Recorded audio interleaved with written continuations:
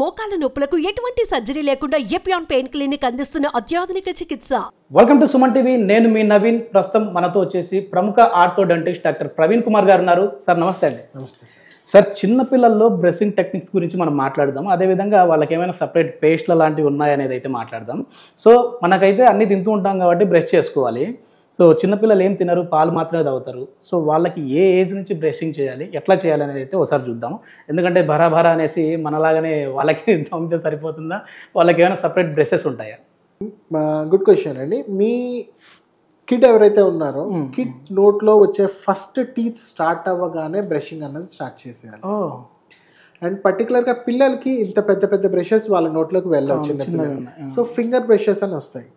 Mother finger కే brush పెట్టేసుకోవచ్చు. దానికి hardly చిన్న చిన్న బ్రషెస్ బ్రిజిల్స్ ఉంటాయి, అంతే పెద్ద ఎక్కువ ఉండదు. That will be really soft. మరి ఏం ఇంపాక్ట్ అవ్వదు సార్? దానివల్ల అడ్వాంటేజే తప్ప దానివల్ల ఓరల్ గా గమ్ మసాజ్ అన్నది కూడా జరుగుతుంది వాళ్ళకి. అండ్ పిల్లలకి 6 months నుంచి పళ్ళు పైకి రావడం అనేది స్టార్ట్ అవుతూ ఉంటుంది ఓరల్ క్యావిటీలో.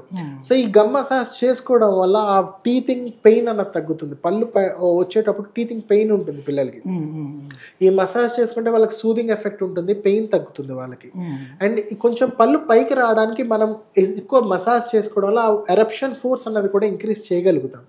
సో వాళ్ళకి పళ్ళు పైకి రావడానికి కొంచెం ఆస్కారం ఎక్కువ ఇవ్వగలుగుతాం. సో దానికి వల్ల ఆ ఏరియాలో బ్లడ్ సప్లై అది జరగడం వల్ల టిష్యూస్ అవి హెల్దీగా ఉండడం కూడా జరుగుతుంది. సో అది మంచిదే. అంటే మనం వాడే పేస్టే వాళ్ళకు వాడచ్చా సార్, లేదంటే వాళ్ళకి సపరేట్ ఉంటుందా? పిల్లల పేస్ట్లు ఎప్పుడు సెపరేట్ గా ఉంటాయండి. ఫ్లోరైడ్ కంటెంట్ అనేది మారిపోతుంది. పిల్లల్లో ఫ్లోరైడ్ కంటెంట్ తక్కువ. మీరు బ్రష్ చేయాలి అన్నారు కాబట్టి ఇంకా పూర్తి వీడియో చూడకుంటే మాత్రం మంచి చిన్న ఫింగర్ బ్రష్ తీసుకొని వస్తారు, ఇంట్లో వేసే మంచి పేస్ట్ వేసేసి దొమ్మేసేస్తారు. పిల్లల పేస్ట్లు వేరే ఉంటాయి, పెద్దవాళ్ళ పేస్ట్లు వేరే ఉంటాయి. మన పేస్ట్ కాంపోజిషన్ చూసుకోవాలి మనం వాడేటప్పుడు.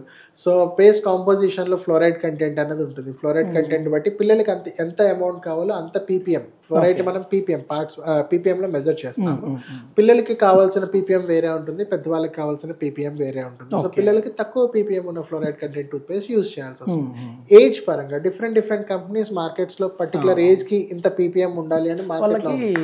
అంటే పిల్లలకేనే కదా సార్, మనకు కూడా అసలు ఇప్పుడు వచ్చేసేసి బ్రష్ ఈ రేంజ్లో ఉంది, దీన్ని మొత్తంలో పేస్ట్ పెట్టేయమంటారా, లేదా అంటే చిన్న సైజ్ పెట్టాలి? ఎందుకంటే ఇది చాలా మంది అంటూ ఉంటారు పూర్తిగా పెట్టుకునే దోమాలి అని, కొద్దిమంది అంటారు, కొంచెం అంటారు. మరి పిల్లలకి ఎంత పెట్టాలి, మనకి ఎంత తీసుకోవాలి? పీనట్ సైజ్ మన పీనట్స్ ఉంటాయి కదా, మన peanut size of the toothpaste సరిపోతుంది మనకి. మనం బ్రష్ పెట్టేటప్పుడు పైన పీనట్ సైజ్ అంటే మాక్సిమం మీ పీనట్ ఎంత పెట్టచ్చు, ఒక పల్లి గింజ ఎంత పెట్టచ్చు, ఇక్కడ నుంచి ఇక్కడ వరకు వస్తుంది. ఆ మాత్రం టూత్ పేస్ట్ చాలు, అంతకు మించి ఎక్కువ అవసరం లేదు. మీకు యాడ్స్ లో వాటిలో ఈ కార్నర్ నుంచి కార్నర్ వరకు, that is a marketing strategy అండి, వాళ్ళ సేల్స్ పెంచుకోవడం కోసం. కెమెరా విజువల్ కి బాగా బట్ అంత అవసరం లేదు. Peanut size of toothpaste on your bristles will do the same effective good job for you rather than filling it as a whole. ఇప్పుడు నురుగు వచ్చే బ్రష్లు పేస్ట్లు తీసుకోవాలా, లేదంటే నురుగు రాకుండా పర్లేదు? లేదర్ అనేది మన కంఫర్ట్ కోసం ఉండేదండి. సో కొంతమందికి ఏంటంటే మనకి అలా చిన్నప్పటి నుంచి అలవాటు అయిపోయింది, నోట్లో నొరగ రాకపోతే బ్రష్ చేసే ఫీల్ రాలేదు, ఆ ఫ్రెష్నెస్ ఉండదు. But leather doesn't really play a lot. Sodium Laurel sulphate అనే కంటెంట్ వల్ల మనకి ఆ లేదర్ అనేది వస్తుంది. సో పర్టికులర్ గా పిల్లల్లో సోడియం లారెల్ సల్ఫేట్ తక్కువ ఉండడం బెటర్. కానీ మీరు కిడ్స్ టూత్ పేస్ట్లు చూస్తే వాళ్ళకి అంత లేదర్ రాదు. మనకి ఆ కంటెంట్ కొంచెం ఎక్కువ ఉంటుంది, బికాస్ అడల్ట్స్ మనకి ఆ లేదర్ వస్తే ఆ ఫ్రెష్నెస్ ఉంటుందని ఫీల్ అవుతాం కాబట్టి మనకి ఎక్కువ కొంచెం కంటెంట్ ఎక్కువ యాడ్ చేస్తారు. సో దానివల్ల టెక్నికల్ గా క్లీనింగ్ ఎఫిషియన్సీ అనేది ఏమి ఇంప్రూవ్మెంట్. సార్ మనం అంటే ఏదో ఏమైనా తింటుంటాం కాబట్టి ఆ తిన్నది పళ్ళ మధ్య ఉంటుంది, క్లీనింగ్ చేసుకోవాలి. మరి పిల్లలు పాలు మాత్రమే తాగుతారు కదా, వాళ్ళకి ఎందుకు ఈ ఫింగర్ బ్రష్? అంటే మీరు చెప్పారు ఇందాక స్ట్రెంత్ అవ్వడం కోసం అనేసి, కానీ ఆ పాలు తాగుతూ ఉంటారు, అది కూడా క్లీన్ చేయాలన్నా ఖచ్చితంగా? ఓకే, గుడ్ క్వశ్చన్ అండి. యాక్చువల్లీ చాలా మంది అడుగుతారు ఇదే క్వశ్చన్, పాలే తాగుతారు ఎందుకు క్యావిటీస్ వస్తున్నాయని. సో క్లీనింగ్ అనేది ఫుడ్ స్టక్ అవ్వడం వల్ల, ఆఫ్ కోర్స్ ఫుడ్ స్టక్ అవ్వడం వల్ల క్యావిటీస్ వస్తాయి. 100% agree with that.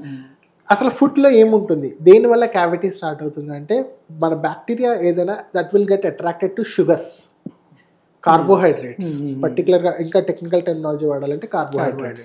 So milk is full of proteins and carbohydrates. Milk ప్రోటీన్స్లో కూడా కార్బోహైడ్రేట్స్, ఆ షుగర్స్ అందులో కూడా ఉంటాయి. So anything which contains carbohydrate is a food for bacteria.